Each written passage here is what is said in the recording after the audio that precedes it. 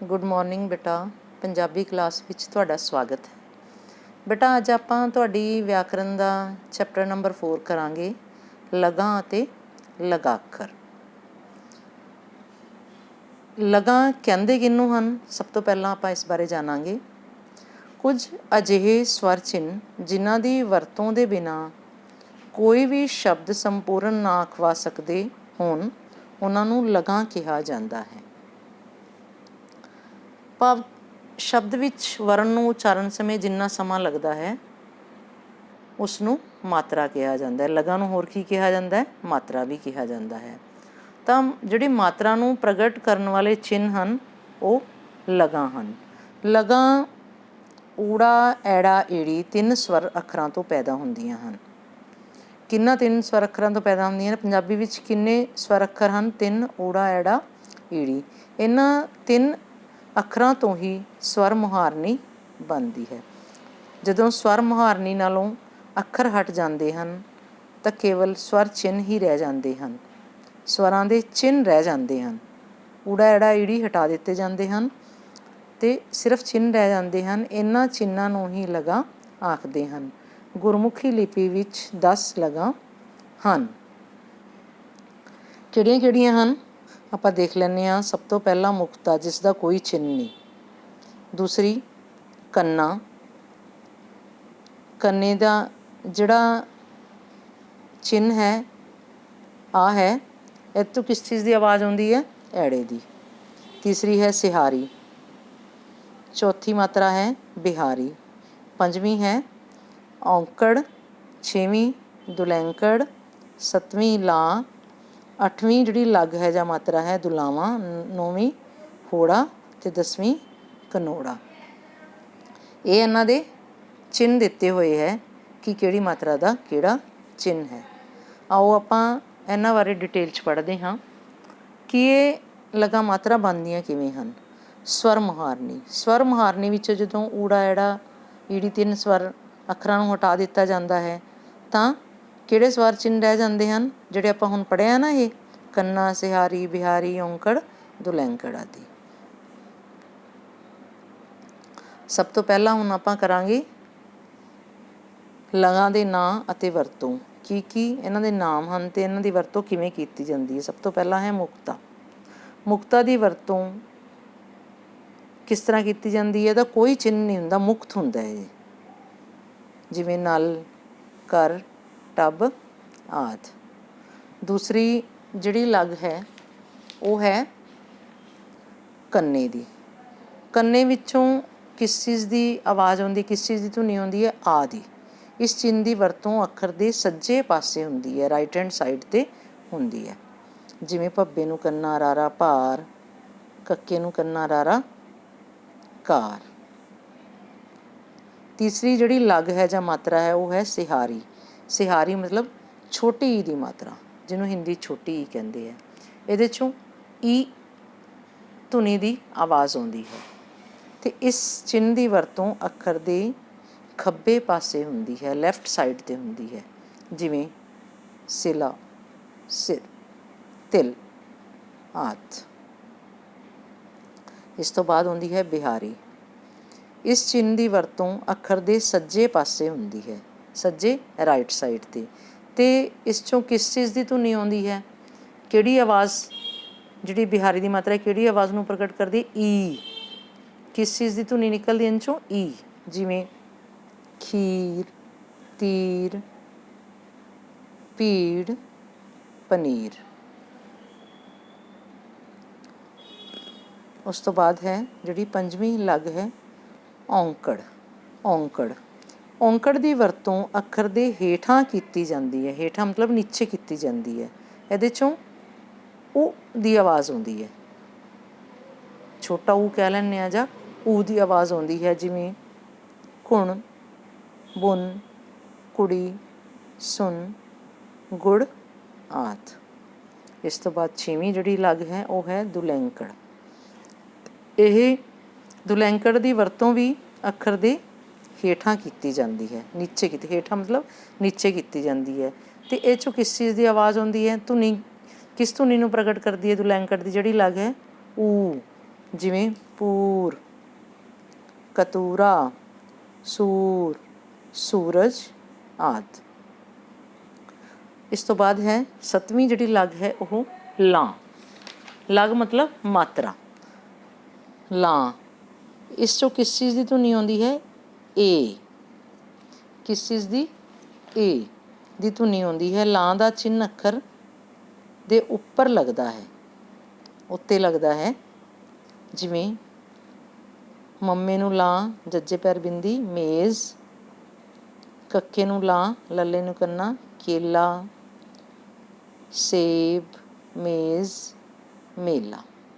इस तो बाद है दुलावां। दुलावां इस चिन्ह की वरतों भी अखर दे उपर हुंदी है ते किस धुनी नूं प्रगट करदी है? ऐ हुंदी। ये जिहड़ी दुलावां है ਇਹ ਧੁਨੀ किस दी नूं प्रगट करदी है? आए दी। जिवें पप्पा, पप्पे नूं दुलावां रारा, पैर, सैर, वैरी, तैर, वैर। किस चीज़ की धुनी आउंदी इन चों? आए दी। इस तो बाद जिहड़ी लग है नौवीं होड़ा। नौवीं मात्रा काहदी है? होड़े दी। ते जिहड़ी इस चिन्ह की वरतों भी अखर दे उपर ही हुंदी है, उत्ते वरती जाती है। ਇਹ 'चों किस चीज़ की आवाज़ आउंदी है? ओ। जिवें मम्मे नूं होड़ा रारा, मोर। सस्से पैर बिंदी, होड़ा रारा, शोर। भब्बे नूं होड़ा, जज्जा नन्ना, भोजन। ऐड़ा बब्बे नूं होड़ा हाहा रारा, अबोहर। इस तो बाद है कनोड़ा। जिहड़ी कनोड़ा है ये 10वीं लग है। इस चों किस चीज़ की आवाज़ आउंदी है? आओ। किस चीज़ की धुनी नूं प्रगट करदा है? आओ। कनोड़ा दा चिन्ह भी अखर दे उपर लगदा है, उत्ते वरतिया जांदा है। जिवें मम्मे नूं कनोड़ा डाड़ा, मौड़। कक्के नूं कनोड़ा रारा, कौर। तत्ते नूं कनोड़ा डाड़ा, तौड़। कक्के नूं कनोड़ा, लल्ले नूं बिहारी, कौली। ऐड़ा, ऐड़े नूं कनोड़ा रारा, तत्ता, औरत। बेटा इहदी ना तुहानूं प्रैक्टिस करनी पैनी है। जे तुसीं शुद्ध पंजाबी लिखना चाहुंदे हो ਤਾਂ ਮਾਤਰਾਵਾਂ ਨੂੰ ਯਾਦ ਰੱਖੋ। ਇਹ ਕਿਸ ਚੀਜ਼ ਦੀ ਧੁਨੀ ਇਹਨਾਂ 'ਚੋਂ ਪੈਦਾ ਹੁੰਦੀ ਹੈ, ਕਿਸ ਤਰ੍ਹਾਂ ਇਹ ਬੋਲੀਆਂ ਜਾਂਦੀਆਂ ਹਨ, ਕਿਵੇਂ ਲਿਖੀਆਂ ਜਾਂਦੀਆਂ ਹਨ, ਕਿਹੜੀਆਂ ਮਾਤਰਾਵਾਂ ਅੱਖਰ ਦੇ ਉੱਤੇ ਪੈਂਦੀਆਂ, ਕਿਹੜੀਆਂ ਨੀਚੇ ਪੈਂਦੀਆਂ, ਕਿਹੜੀਆਂ ਸੱਜੇ ਪਾਸੇ ਹੁੰਦੀਆਂ, ਖੱਬੇ ਪਾਸੇ ਹੁੰਦੀਆਂ। ਇਸ ਚੀਜ਼ ਦਾ ਧਿਆਨ ਰੱਖਣਾ ਹੋਏਗਾ, ਤਾਂ ਹੀ ਤੁਹਾਨੂੰ ਸ਼ੁੱਧ ਪੰਜਾਬੀ ਲਿਖਣੀ ਆ ਸਕਦੀ ਹੈ। ਇਸ ਤੋਂ ਬਾਅਦ ਆਪਾਂ ਗੱਲ ਕਰਾਂਗੇ ਕਿ ਊੜਾ ਐੜਾ ਈੜੀ ਨਾਲ ਲਗਾਂ ਦੀ ਵਰਤੋਂ। ਵੀ ਊੜਾ ਐੜਾ ਤੇ ਈੜੀ ਨਾਲ ਕਿਹੜੀਆਂ ਕਿਹੜੀਆਂ ਲਗਾਂ ਲੱਗਦੀਆਂ ਹਨ। ਲਗਾਂ ਮਤਲਬ ਮਾਤਰਾਵਾਂ ਲੱਗਦੀਆਂ ਹਨ। ਬੇਟਾ ਪੰਜਾਬੀ ਵਰਨਮਾਲਾ ਵਿੱਚ ਊੜਾ ਐੜਾ ਈੜੀ ਨੂੰ ਛੱਡ ਕੇ ਬਾਕੀ ਸਾਰੇ ਅੱਖਰਾਂ ਨਾਲ ਸਾਰੀਆਂ ਲਗਾਂ ਦੀ ਵਰਤੋਂ ਹੁੰਦੀ ਹੈ। ਜਿਹੜਾ ਊੜਾ ਐੜਾ ਈੜੀ ਇਹਨਾਂ ਨਾਲ ਪਾਰਟੀਕੂਲਰ ਲਗਾਂ ਜਾਂ ਮਾਤਰਾ ਲੱਗਦੀਆਂ ਹਨ। ਬਾਕੀ ਜਿਹੜੇ ਸਾਰੇ ਵਿਅੰਜਨ ਹੈ ਨਾ, ਸਾਰਿਆਂ ਨਾਲ ਸਾਰੀਆਂ ਲਗਾਂ ਦੀ ਸਾਰੀਆਂ ਮਾਤਰਾਵਾਂ ਦੀ ਵਰਤੋਂ ਹੁੰਦੀ ਹੈ। ਇਹਨਾਂ 3 ਅੱਖਰਾਂ ਨਾਲ ਜਿਹੜੀਆਂ ਜਿਹੜੀਆਂ ਲਗਾਂ ਲੱਗਦੀਆਂ ਹਨ ਉਹਨਾਂ ਬਾਰੇ ਆਪਾਂ ਪੜ੍ਹਦੇ ਹਾਂ। ਦੇਖੋ, ਊੜੇ ਨਾਲ ਲੱਗਣ ਵਾਲੀਆਂ ਲਗਾਂ ਦੀ ਵਰਤੋਂ। ਬੇਟਾ ਸਵਰਾਂ ਨਾਲ ਨਾ ਨਿਸ਼ਚਿਤ ਹੈ ਕਿ ਊੜੇ ਨਾਲ ਕਿੰਨੀਆਂ ਮਾਤਰਾ ਲੱਗਣਗੀਆਂ, ਐੜੇ ਨਾਲ ਕਿੰਨੀਆਂ ਲੱਗਣਗੀਆਂ, ਈੜੀ ਨਾਲ ਕਿੰਨੀਆਂ ਲੱਗਣਗੀਆਂ। ਊੜੇ ਨਾਲ 3 ਲਗਾਂ ਦੀ ਵਰਤੋਂ ਹੁੰਦੀ ਹੈ, 3 ਮਾਤਰਾ ਲੱਗਦੀਆਂ ਹਨ। ਕਿਹੜੀਆਂ ਕਿਹੜੀਆਂ? ਔਂਕੜ, ਦੁਲੈਂਕੜ, ਹੋੜਾ। ਔਂਕੜ ਦੀ ਵਰਤੋਂ ਦੇਖੋ, ਊੜੇ ਨੂੰ ਔਂਕੜ, ਸੱਸਾ ਤੱਤਾ ਰਾਰਾ ਉਸਤਰਾ। ਅਤੇ ਦੁਲੈਂਕੜ ਦੀ ਵਰਤੋਂ ਊੜਾ, ਦੁਲੈਂਕੜ ਔਰ ਠੱਠਾ ਉੱਠ।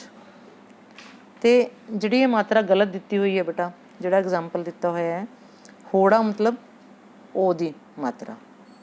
ਊੜੇ ਨੂੰ ਜਦੋਂ ਉਹਦੀ ਮਾਤਰਾ ਲੱਗਦੇ ਆ ਤਾਂ ਊੜਾ ਉੱਪਰੋਂ ਖੁੱਲ੍ਹਾ ਹੋ ਜਾਂਦਾ ਹੈ, ਉਹਦੇ ਨਾਲ ਓ ਦੀ ਆਵਾਜ਼ ਦਿੰਦਾ ਹੈ। ਊੜਾ ਔਰ ਟੈਂਕਾ ਓਠ। ਹੁਣ ਆਪਾਂ ਦੇਖਦੇ ਹਾਂ ਐੜੇ ਨਾਲ ਕਿੰਨੀਆਂ ਐੜੇ ਨਾਲ ਕਿੰਨੀਆਂ ਲਗਾਂ ਲੱਗਦੀਆਂ ਹਨ। ਐੜੇ ਨਾਲ ਕੇਵਲ 4 ਲਗਾਂ ਦੀ ਵਰਤੋਂ ਹੁੰਦੀ ਹੈ। ਕਿਹੜੀਆਂ? ਮੁਕਤੇ ਦੀ, ਜਿਹਦਾ ਕੋਈ ਚਿੰਨ੍ਹ ਨਹੀਂ, ਕੰਨਾ, ਦੁਲਾਵਾਂ ਔਰ ਕਨੋੜਾ। ਚਿੰਨ੍ਹ ਰਹਿਤ ਹੁੰਦਾ ਮੁਕਤਾ, ਕੋਈ ਚਿੰਨ੍ਹ ਨਹੀਂ ਹੁੰਦਾ, ਜਿਵੇਂ ਹਾ, ਲੱਲਾ, ਹਲ। ਕੰਨੇ ਦੀ ਵਰਤੋਂ ਐੜਾ, ਨੰਨੇ ਨੂੰ ਕੰਨਾ, ਰਾਰਾ, ਅਨਾਰ। ਔਰ ਦੁਲਾਵਾਂ, ਐੜੇ ਨੂੰ ਦੁਲਾਵਾਂ, ਨੰਨਾ ਕੱਕਾ, ਐਨਕ। ਕਨੋੜੇ ਦੀ ਵਰਤੋਂ ਐੜੇ ਨੂੰ ਕਨੋੜਾ, ਰਾਰਾ, ਤੱਤਾ, ਔਰਤ। ਹੁਣ ਆਪਾਂ ਦੇਖਦੇ ਹਾਂ ਕਿ ਈੜੀ ਨਾਲ ਕਿਹੜੀਆਂ ਲਗਾਂ ਲੱਗਦੀਆਂ ਹਨ।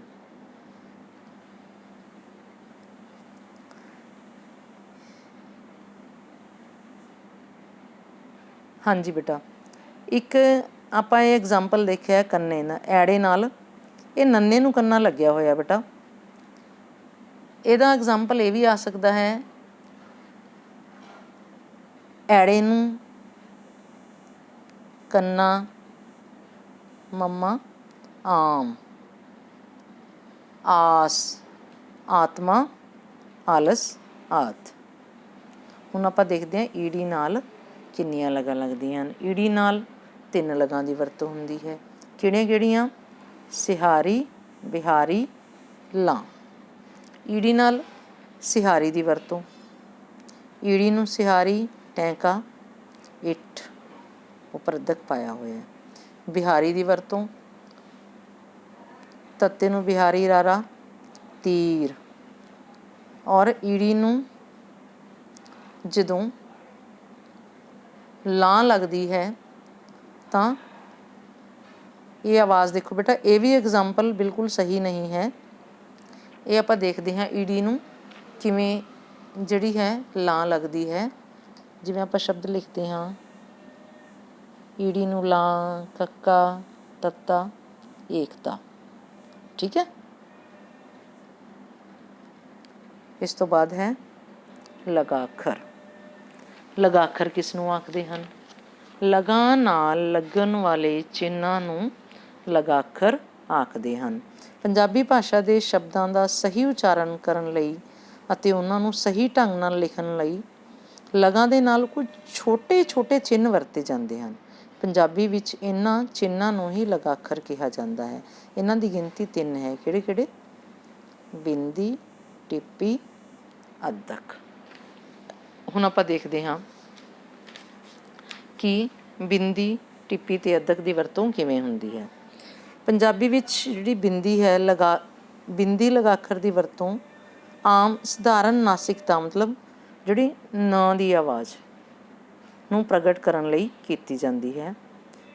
ਇਸ ਸ਼ਬਦਾਂ ਵਿੱਚ ਇਸ ਚਿੰਨ੍ਹ ਦੀ ਵਰਤੋਂ ਆਪਾਂ 6 ਲਗਾਂ ਨਾਲ ਕਰ ਸਕਦੇ ਹਾਂ। 6 ਮਾਤਰਾਵਾਂ ਨਾਲ ਜਿਹੜੀ ਬਿੰਦੀ ਹੁੰਦੀ ਹੈ। ਇਹ ਧਿਆਨ ਰੱਖਣਾ ਕਿ ਬਿੰਦੀ ਕਿਹੜੀਆਂ ਲਗਾਂ ਨਾਲ ਲੱਗਦੀ ਹੈ ਅਤੇ ਟਿੱਪੀ ਕਿਹੜੀਆਂ ਲਗਾਂ ਨਾਲ ਲੱਗਦੀ ਹੈ। ਬਿੰਦੀ ਕਿਹਦੇ ਨਾਲ ਲੱਗਦੀ ਹੈ? ਕੰਨੇ ਨਾਲ ਲੱਗਦੀ ਹੈ, ਜਿਵੇਂ ਗੱਗੇ ਨੂੰ ਕੰਨਾ, ਬਿੰਦੀ, ਗਾਂ।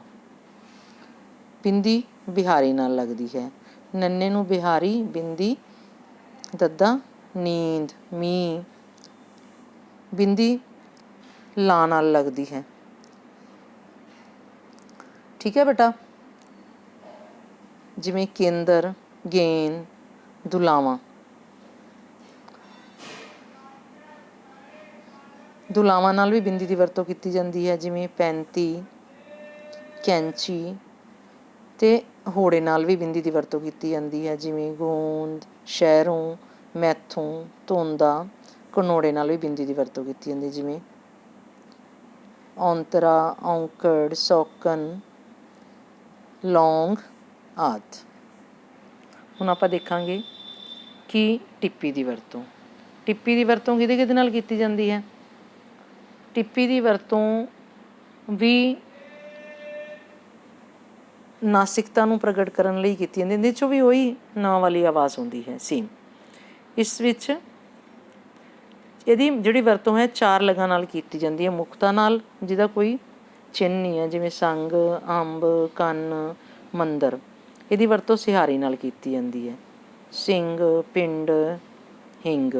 ਇਹਦੀ ਵਰਤੋਂ ਟਿੱਪੀ ਦੀ ਵਰਤੋਂ ਔਂਕੜ ਨਾਲ ਕੀਤੀ ਜਾਂਦੀ ਹੈ, ਜਿਵੇਂ ਮੁੰਦਰੀ, ਭੁੰਨ, ਸੁੰਨ ਆਦਿ। ਅਤੇ ਟਿੱਪੀ ਦੀ ਵਰਤੋਂ ਦੁਲੈਂਕੜ ਨਾਲ ਵੀ ਕੀਤੀ ਜਾਂਦੀ ਹੈ, ਜਿਵੇਂ ਜੂੰ, ਤੂੰ, ਰੂੰ, ਮੂੰ, ਬੂੰ ਆਦਿ। ਹੁਣ ਆਪਾਂ ਗੱਲ ਕਰਾਂਗੇ ਅੱਧਕ ਦੀ। ਪੰਜਾਬੀ ਵਿੱਚ ਅੱਧਕ ਲਗਾਖਰ ਦੀ ਵਰਤੋਂ ਸ਼ਬਦ ਵਿੱਚ ਕਿਸੇ ਵਰਨ ਦੇ ਦੁਹਰਾਓ ਨੂੰ ਪ੍ਰਗਟ ਕਰਨ ਲਈ ਕੀਤੀ ਜਾਂਦੀ ਹੈ। ਜਦੋਂ ਮਤਲਬ ਸਟਰੈਸ ਦੇਣਾ ਹੋਵੇ ਆਪਾਂ, ਜਦੋਂ ਕਿਸੇ ਸ਼ਬਦ ਦੇ ਉਚਾਰਨ ਵਿੱਚ ਕਿਸੇ ਇੱਕ ਵਰਨ ਦੀ ਆਵਾਜ਼ ਦੂਰੀ ਹੋ ਕੇ ਨਿਕਲੇ ਤਾਂ ਉਸ ਤੋਂ ਪਹਿਲਾਂ ਵਾਲੇ ਵਰਨ 'ਤੇ ਅੱਧਕ ਪਾਈ ਜਾਂਦੀ ਹੈ। ਬੱਚੇ ਇਹ ਮਿਸਟੇਕ ਆਮ ਤੌਰ 'ਤੇ ਕਰਦੇ ਹੈ ਕਿ ਅੱਧਕ ਉਹਨਾਂ ਨੂੰ ਪਤਾ ਹੀ ਨਹੀਂ ਲੱਗਦਾ ਕਿਹੜੇ ਵਰਨ ਦੇ ਉੱਤੇ ਪਾਉਣੀ ਹੈ। ਜਿਹੜੇ ਅੱਖਰ ਦੀ ਦੂਹਰੀ ਆਵਾਜ਼ ਆ ਰਹੀ ਹੈ ਉਸ ਤੋਂ ਪਹਿਲਾਂ ਵਾਲੇ ਅੱਖਰ ਉੱਤੇ ਅੱਧਕ ਪੈਂਦਾ, ਜਿਵੇਂ ਸੱਜਾ। ਸੱਜਾ ਸ਼ਬਦ ਹੈ, ਸੱਸਾ, ਜੱਜਾ, ਜੱਜਾ, ਕੰਨਾ। ਤਾਂ ਜੱਜੇ ਦੀ ਦੂਹਰੀ ਆਵਾਜ਼ ਹੈ ਪਰ ਅੱਧਕ ਪਏਗਾ ਕਿਹਦੇ ਉੱਤੇ? ਸੱਸੇ ਉੱਪਰ। ਫੱਟਾ ਆਦਿ। ਅਤੇ ਅੱਧਕ ਦੀ ਵਰਤੋਂ ਕਿਹੜੀਆਂ ਮਾਤਰਾਵਾਂ ਨਾਲ ਹੁੰਦੀ ਹੈ? ਮੁਕਤਾ ਨਾਲ, ਮਤਲਬ ਕੋਈ ਚਿੰਨੀ, ਅੱਜ, ਛਾਪੜ, ਲੱਕੜ, ਸੱਤ ਆਦਿ। ਅੱਧਕ ਦੀ ਵਰਤੋਂ ਔਂਕੜ ਨਾਲ ਵੀ ਹੁੰਦੀ ਹੈ, ਜਿਵੇਂ ਸੁੱਜਾ, ਕੁੱਤਾ, ਜੁੱਤੀ, ਭੁੱਖਾ। ਅਤੇ ਔਂਕੜ ਦੀ ਵਰਤੋਂ ਸਿਹਾਰੀ ਨਾਲ ਹੁੰਦੀ ਹੈ, ਜਿਵੇਂ ਇੱਟ, ਕਿੱਲੀ, ਬਿੱਲੀ, ਵਿੱਦਿਆ, ਨਿੱਘ, ਇਕੱਲਾ ਆਦਿ। ਬੇਟਾ ਇਹ ਮਾਤਰਾਵਾਂ ਦੀ ਤੁਸੀਂ ਪ੍ਰੈਕਟਿਸ ਕਰਨੀ ਹੈ, ਯਾਦ ਰੱਖਣੀਆਂ ਹਨ ਜੇ ਅੱਛੀ ਤਰ੍ਹਾਂ ਪੰਜਾਬੀ ਲਿਖਣਾ ਚਾਹੁੰਦੇ ਹੋ। ਧੰਨਵਾਦ।